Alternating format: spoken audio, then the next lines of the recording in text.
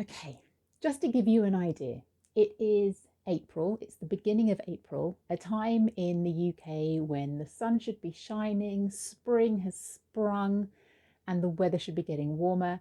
And yet I'm sitting here with a hot cup of coffee and probably the biggest jumper that I own.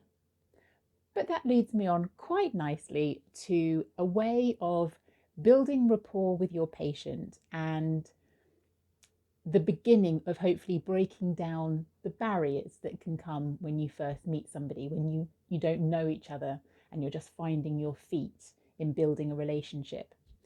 And that is to talk about the weather. Us Brits love to talk about the weather. And that's because it's ever changing. I think it has such an impact on your day to day life, whether that's you're trying to get somewhere and it's raining, or we see sunshine for the first time in a long time. But it's something that we all share and that we all have in common and that we all have an opinion on. The other great thing about talking about the weather is you're very unlikely to be able to cause offence if you talk about the weather.